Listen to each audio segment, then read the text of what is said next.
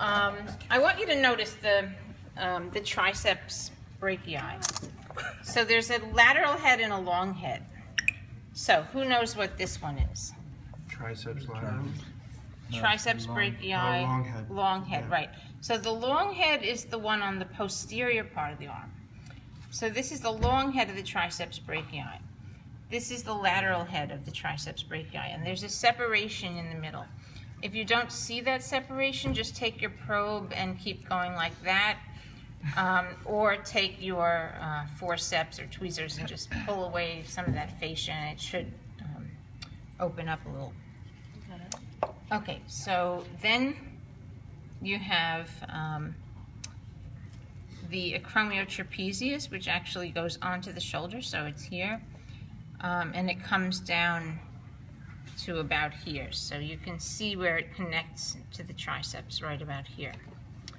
The clitodeltoid is this big, bumpy muscle, for lack of a better term, on the anterior edge of the arm, the upper arm. So this would be the clitodeltoid, and then it's continuous with the biceps brachii. So this part here is the biceps brachii, right in the crook of the arm. And that's the one that's anterior, and immediately posterior to that you see the brachialis. So this would be the brachialis, this would be the biceps brachii. Okay, so far we have triceps brachii long head, triceps brachii lateral head, brachialis, and biceps brachii going from back to front. And then this is the clitodeltoid, which we remember from last week. Okay, now, all right, even I get confused with these arm muscles. So let me just take a look at these. Okay, they're all extensors. Okay, so we have, all right, so the extensor carpi ulnaris is pretty easy because it connects to the ulna. So remember that the ulna is the elbow. The extensor carpi ulnaris, yeah.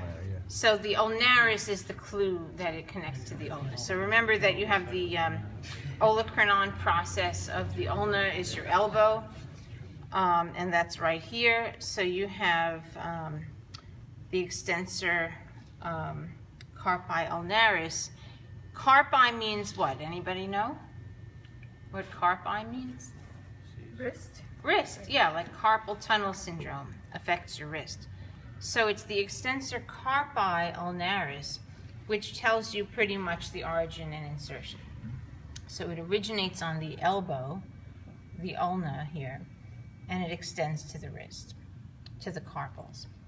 What's the name of it again? Extensor carpi ulnaris. So it's the kind of the ventral most or posterior most lower arm muscle.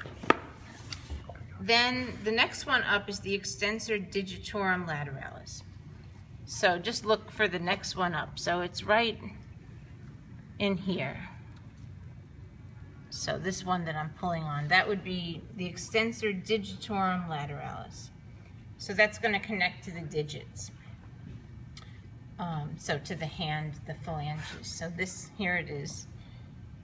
So we have extensor carpi ulnaris, we have extensor digitorum lateralis.